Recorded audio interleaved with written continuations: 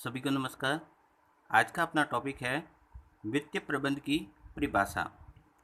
प्रबंध एक सामान्य चित्र है। उस प्रबंध का उपयोग जब अलग अलग क्षेत्रों में किया जाता है तो वह उसी प्रकार का प्रबंध कहलाता है। जैसे हम यदि प्रबंध को उत्पादन के क्षेत्र में लागू करते हैं तो वह उत्पादन प्रबंध कहलाता है। इसी प्रकार यदि प्रबंध को पर्सोनल में अप्लाई किया जाता है तो उसे हम पर्सोनल मैनेजमेंट कहते हैं।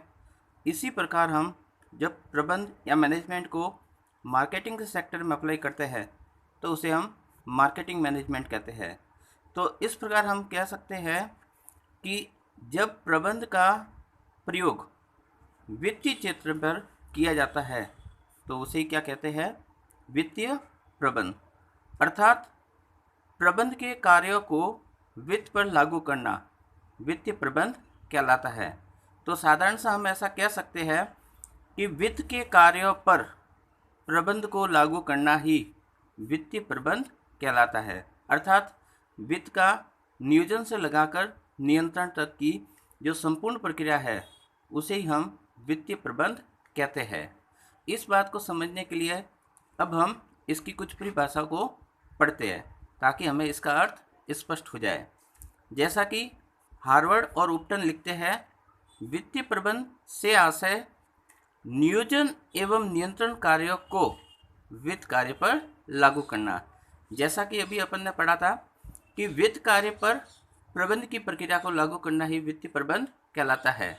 इसीलिए हार्वर्ड और उपटन ने लिखा है कि वित्त कार्य पर यदि आप प्रबंध के जो कार्य हैं मतलब नियोजन से लगाकर नियंत्रण उनको लागू करते हैं तो वही वित्तीय प्रबंध कहलाता है।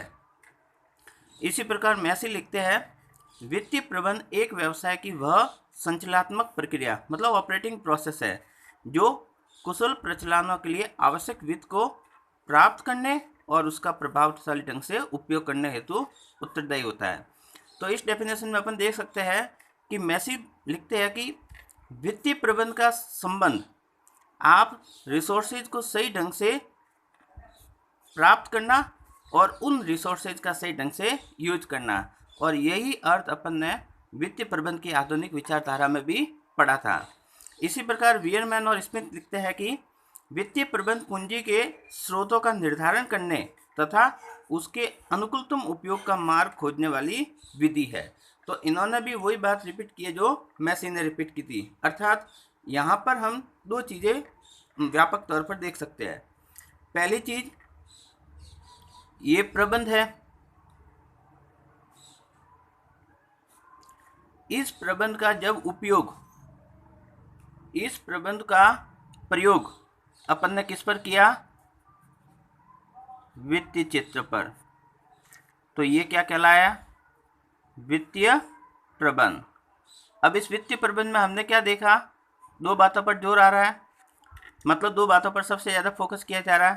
पहली चीज संसाधनों का या संसाधनों की प्राप्ति, और दूसरा उनका ऑप्टिमम यूटिलाइजेशन।